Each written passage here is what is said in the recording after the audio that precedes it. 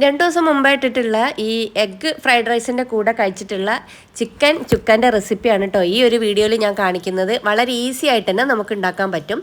അതിനായിട്ട് ഇതാ കുറച്ച് ചിക്കൻ എടുത്തിട്ടുണ്ട്. ഒരു 300 ഗ്രാം ചിക്കനാണ് എടുത്തത്. അതിലേക്ക് എല്ലോട് കൂടിയുള്ള കേട്ടോ എടുത്തത്. അതിലേക്ക് കുറച്ച് മഞ്ഞൾപ്പൊടിയും കുറച്ച് കാശ്മീരി ചില്ലി പൗഡറും പിന്നെ അതാ കുറച്ച് കുരുമുളക് പൊടിയും ഒരു 3/4 ടീസ്പൂൺ അളവിലുള്ള മല്ലിപ്പൊടി ചേർത്തിട്ടുണ്ട്. മല്ലിപ്പൊടിയും മുളക് പൊടിയും ഒഴികെ മറ്റെല്ലാം 1/2 ടീസ്പൂൺ വീതമാണ് കേട്ടോ ചേർക്കുന്നത്. ഇനി ഇതിലേക്ക് ഒരു 5-6 അല്ലി വെളുത്തുള്ളി ചതച്ചതാണ് ചേർത്ത് കൊടുക്കുന്നത്. പിന്നെ പാകത്തിനുള്ള ഉപ്പും കൂടി ചേർത്ത് കൊടുക്കുക.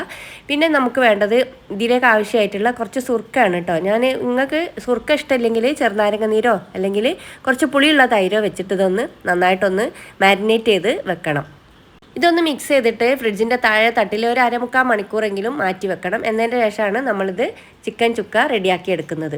ഇനി നമ്മൾ ഒരു വലിയൊരു പാൻ അടുപ്പത്ത് വെച്ച് അതിലേക്ക് വെളിച്ചെണ്ണയാണ് ഒഴിച്ചു കൊടുക്കേണ്ടത്. ഞാനിപ്പോൾ ഇവിടെ ഓയിലാണ് കേട്ടോ ഒഴിച്ചത്. അതിലേക്ക് ഇതാ 1.5 വലിയ ഉള്ളി ഇതേപോലെ ചെറുതാക്കി അരിഞ്ഞത് നീളത്തിൽ അരിഞ്ഞത് ഇതിലിട്ടൊന്ന് പൊരിച്ചെടുക്കണം. നമ്മൾ ബിരിയാണിക്കൊക്കെ പൊരിച്ചെടുക്കില്ലേ ആ ഒരു രീതിയിൽ.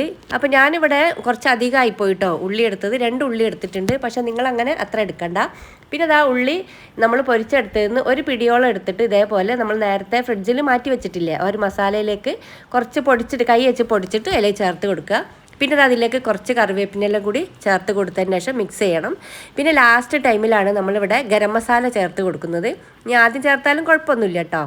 ഇനി നമ്മളൊരു പാൻ അടുപ്പത്ത് വെച്ച് അതിലേക്ക് വീണ്ടും കുറച്ച് വെളിച്ചെണ്ണ ഒഴിച്ച് കൊടുത്തതിന് ശേഷം പിന്നെ നമ്മൾ നേരത്തെ മാരിനേറ്റ് ചെയ്ത് വെച്ചിട്ടുള്ള ചിക്കൻ ഇട്ട് തിരിച്ചും മറിച്ചൊക്കെ എടുത്തൊന്ന് ഫ്രൈ ചെയ്തെടുക്കണം. അതിലേക്ക് വെള്ളമൊന്നും ചേർക്കേണ്ട ആവശ്യമില്ല കേട്ടോ.